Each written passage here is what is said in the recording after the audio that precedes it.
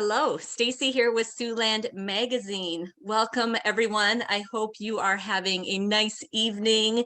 It is Wednesday, and so, of course, this is our nonprofit spotlight. And joining me this evening, I've got Adam. Hello, Adam.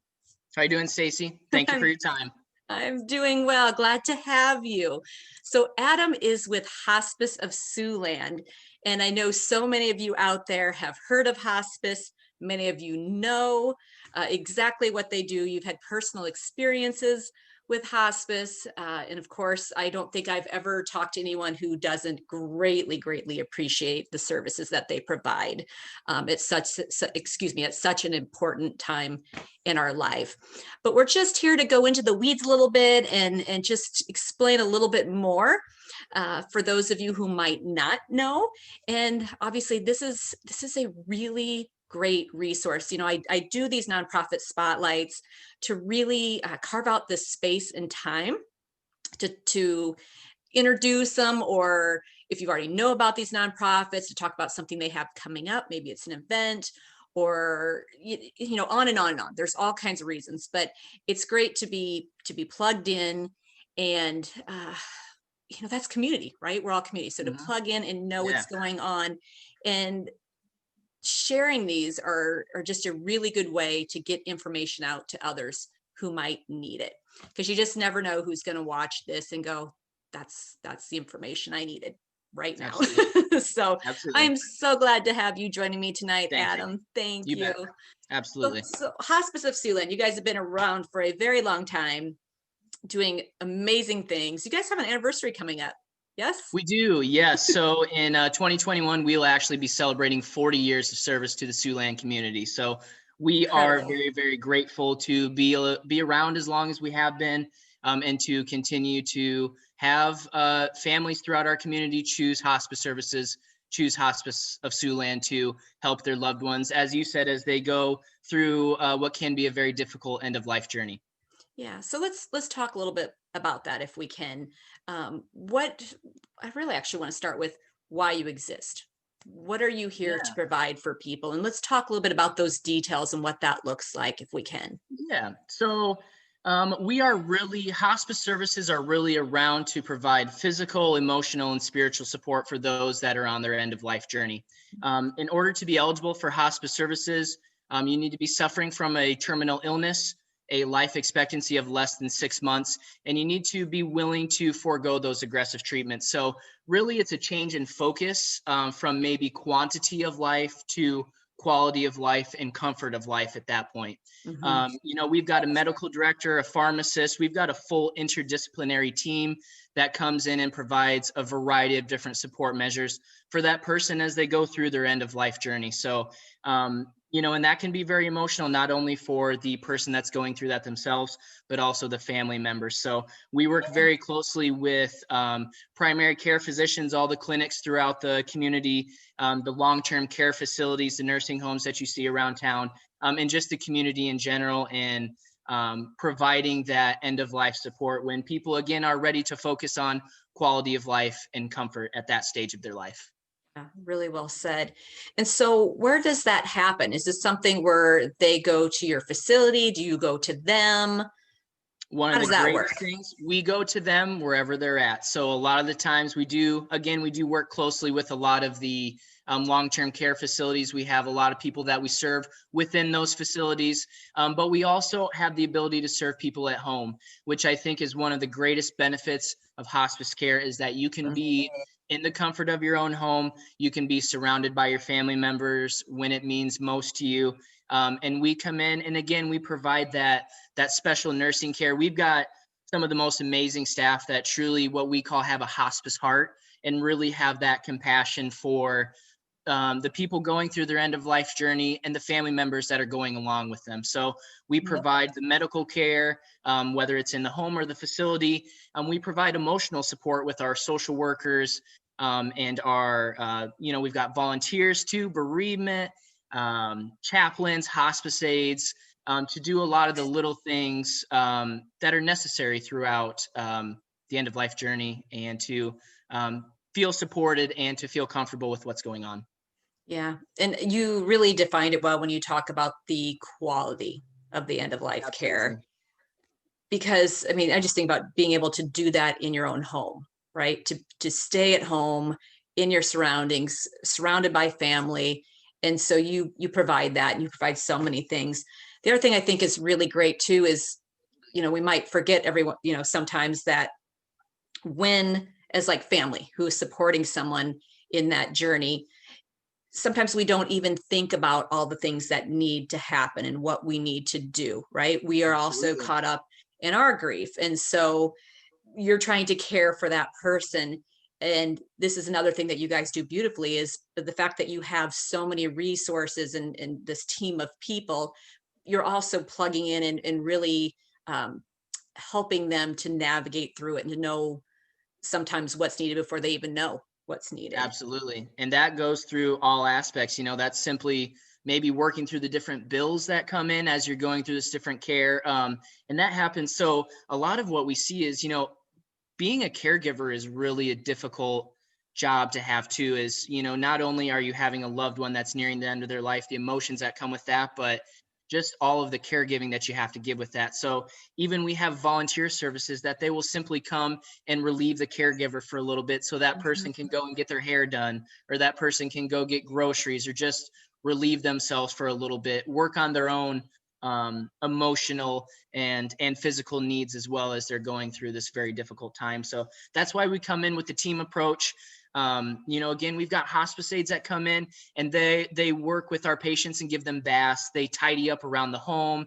They can do dishes. They can do those seemingly maybe minimal tasks, but really make a huge difference for those families that just have so much going on with their lives, and that taking care of some of those little things really, really means a lot to them.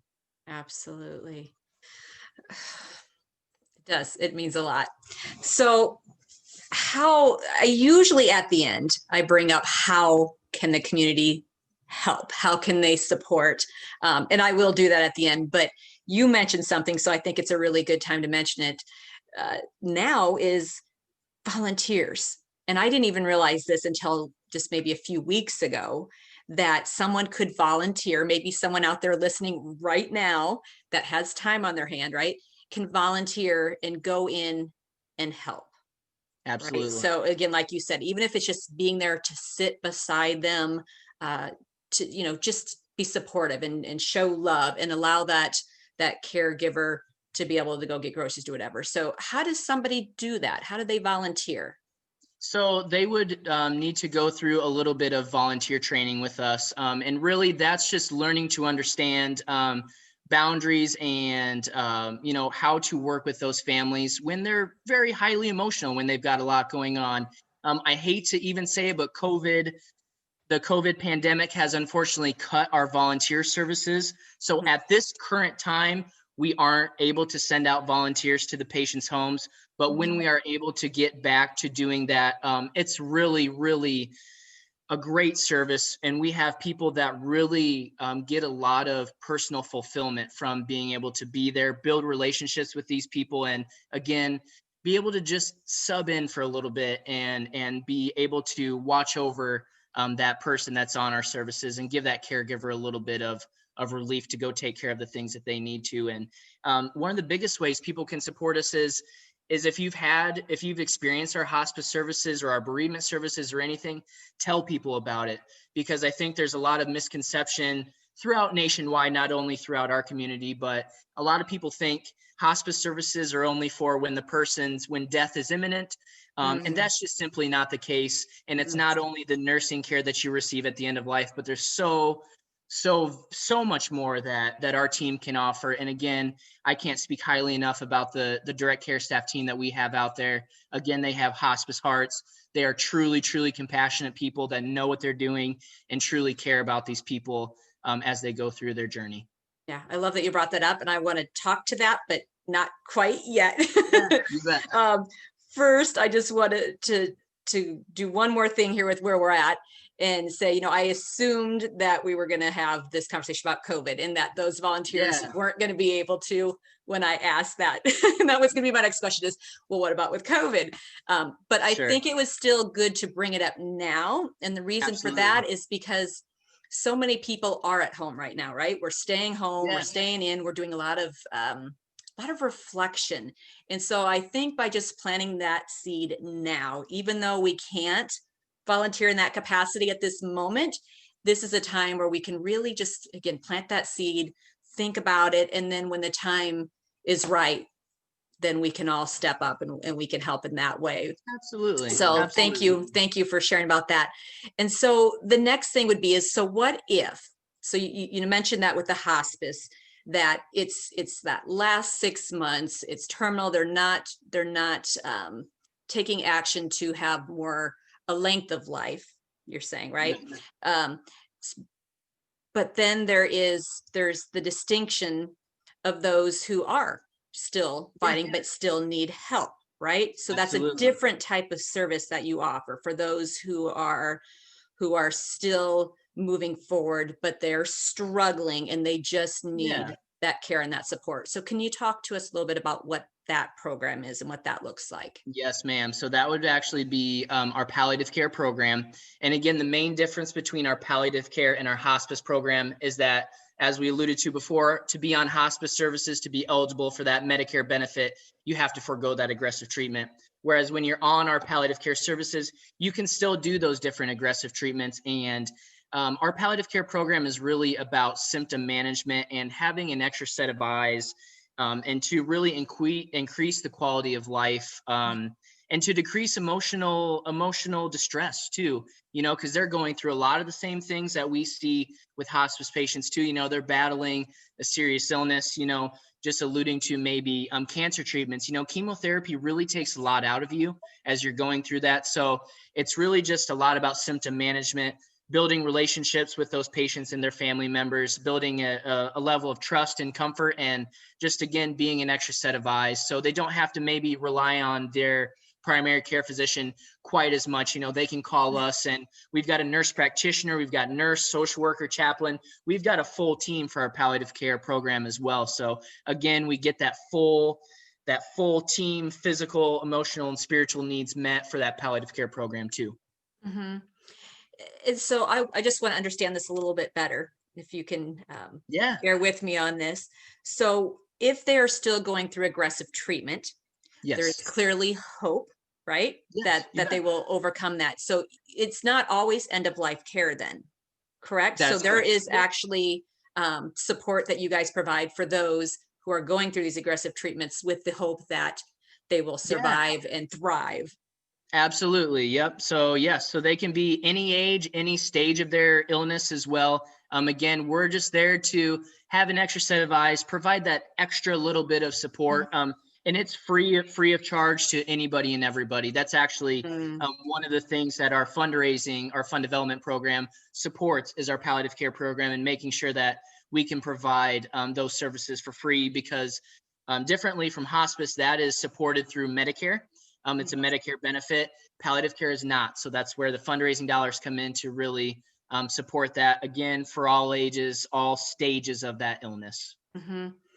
And I think you can really be helpful in the fact that when someone's going through this or they're supporting someone going through this may be their very first time having Yeah, gone on this journey, absolutely. right?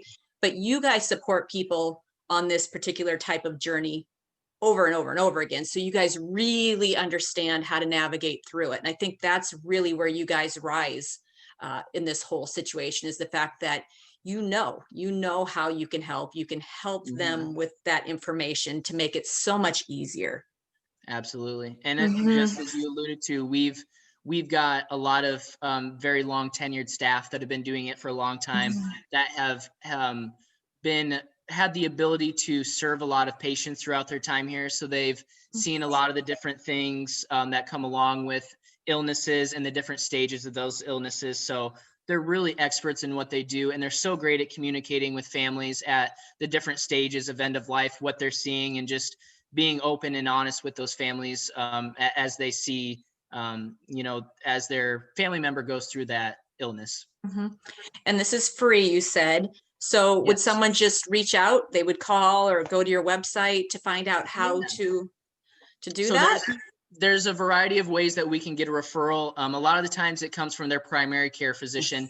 Okay. A lot of the times it comes from somebody within the long-term care facility that they may reside at. But just as you alluded to, a lot of the times it comes from a family member that, they've maybe been going through that aggressive treatment. The outlook may not be the best. And that's when it's time to maybe change the focus of the medical care. Again, maybe not focusing on quantity of life and length of life so much at that point, and Mhm. more focusing on comfort and quality of life. Although we do have a lot of people that graduate off of hospice services, we get them onto our services. We kind of stabilize a lot of their medications, and they become stable, and they graduate off of our services too. Mm. So, and they extend their life a little bit that way. But again, it's just the refocusing of your medical care to comfort and quality, as opposed to maybe particularly length and quantity. Yeah. That's wonderful. All right. So the last thing I would love to talk about tonight, Yeah, which is really near and dear to me, is your bereavement or a program that you call Grief and Growth. absolutely. And that is something I know you had mentioned as we started talking this evening. You talked about really encouraging people, if you've had experience with hospice or the palliative care or any of it, the bereavement, tell somebody. And I was telling you before we got on, I Absolutely. said, I tell people, I shouldn't say all the time, when it is appropriate, I tell people about the Grief and Growth. Absolutely. And for me, that was a program that someone told me about, right? So it really is kind of a word Yeah. of mouth thing. And so, of course, most of you probably don't know, but some do. I tend to be but an open book. But I lost my mom when I was 9. She went out for a walk and got hit by a car and never came home. And I grieved as a child I mean, obviously, for sure. But it wasn't until like my early 20s where I went through a complete spiral. Was depressed, and I found out that a lot of times children who have grieved grieve again as an adult, because now they're not grieving the caregiver, but they're grieving, who was that person? Do I have any identity, like them? It was just, anyway, it was a really dark time for me. And somebody just came up to me and said, you need to go to the Grief and Growth program. And I had never Absolutely. heard about it. And so I would love to talk a little bit about that, but I can certainly tell you it was life changing for me. And the reason I think it worked so well, at least from my experience, was the fact that I got to meet on a weekly basis with women, all women who lost their mothers. And Yeah, so it wasn't absolutely. like going to talk to a therapist or someone. I tried that once, and there's nothing wrong. I'm, a believer in that as well. I'm not saying anything about that. But at that point in my journey at 21, 22, whatever it was hard for me to open up to someone up. And I had the perspective, what do you know? Right? Yeah, Because you read absolutely. about this in a book, what do you know? And there was Absolutely. something really healing in being in a room with women who had lost their mothers, and they all got it, right? It's all different, of course, Of um, course. how it happened, but it was really healing. So I'd love for you to talk a little bit about the Grief and Growth, because I've just found that so many people don't know about that. Yeah. Well, I want to say thank you for sharing your story as well, and making that connection to the Grief and Growth program. And that's how, Stacey, you sharing that is how we are able to help other people, because you're able to be open about your experience and how much it benefited you too. And that's all that we ask for throughout the community, is that type of support. And our Grief and Growth program, it really is just like you said it is. It's an opportunity for people to find commonalities in their grief. As you said, you connected with women that had also lost their mom. We have different groups within Grief and Growth, of maybe somebody that lost a child, maybe somebody that lost a Mm, sibling, lost a spouse of either kind. And it's really just navigating through that grief, letting those people know. And it's really comforting, because maybe some of the things that they were doing at home, maybe sleeping with a loved one's pillow still, mm. little things like that, that you can really connect with somebody and say, I'm not the only one doing that. There's Yeah, other you're people not that are doing alone. these things too. I'm not alone in what I'm going through. And we've heard Mhm. many times through our bereavement coordinators that people build truly lifelong friendships from our grief and growth. They find these commonalities with people, and that's a bond that they will have with that person forever because they've gone through that traumatic loss, that period of grief too. As you said, you lost your mom as a child, and then it came back to you, 12, 13 years down the road in a whole different form of grief too than probably what you experienced as a child. So um, it's just, bereavement is a wonderful, wonderful service. And one of the best things is, I think a perception is that in order to use our bereavement services, you have to have had a loved one on our hospice palliative care services. That's not the case. We serve anybody and everybody throughout the community. So you don't have to lose anybody on our services. We are just there to support you in any manner, in any facet, regardless of who of you have lost. There's somebody that's in our community that's going through the same thing that can bond with you, that can share that commonality, and you guys can help each other go through your grief because it's very tough. Anybody out there that's lost somebody that they care about, there's a lot of different emotions that come along with that. And it's just great to be able to connect with somebody. Yeah. Yeah. And so I'm guessing things are a little bit different with that program too right now with COVID. Of course. Unfortunately, we are trying to navigate doing things like that Mhm. virtually. It won't quite be the same doing things virtually as really being there in person with people and feeling that connection. But just as we're navigating through this right now, we obviously have to take everyone's safety Yep. numero uno for Yep. us. So we're navigating through doing some things virtually, memorial services, some of these grief and growth programs, just seeing how it works. And, hopefully at some point we'll be to a safer point Mhm. throughout this coronavirus pandemic where we can gather in larger groups. We can begin more in-person grief and growth. And it's a 6-week program too. So it's not just a one-time workshop where you come over, the course of 6 weeks or more, and you build those relationships with people. And there's just something about it that can be so beneficial to the people that go through it. Mhm. And of course, this was like 20 years ago for me. So it's been a while, maybe even more than that. But I remember having, I don't want to call it homework, but Yeah, being that it's 6 weeks long, it gives you a long period of time to, again, bond with those people and then take those steps. So for me, I went from like extremely dark space, literally like not wanting to live another day, like it was dark, to coming completely out of it. I can't even describe the shift that I had. But there was a lot of things I remember having to do. One of those was they asked me to go and find people that were friends of my mom's at that time and yeah, talk to them about her so I could get to learn who she was. Right. absolutely. I was Yeah. really strong with who was my mom, what was she like, and that was helpful. And I know I met almost weekly with my aunt. She didn't live far from where we met, the hospice group met, or excuse me, the grief and growth group met.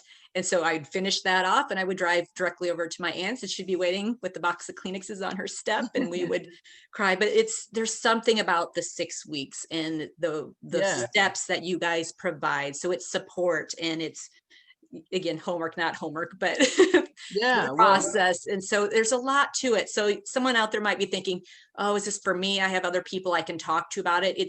It's more than that. It's not just having people to talk to or open up with, but you guys really, this stuff. And so you can absolutely. give us those tools to help us navigate. And what I always tell people, it's navigating through, because some people get stuck in their grief for a very long time. Some people, I think, Absolutely. die with their grief, like they've never processed so that they could just be here and experience life in Yeah. its full capacity. So I really applaud what you guys do. Yeah. Well, thank you. And grief never leaves you. I think, as you said, you just Changes. changes and you learn to work through it. And the good thing about having it being a 6-week program is you may not be comfortable talking about your grief and talking about your experience.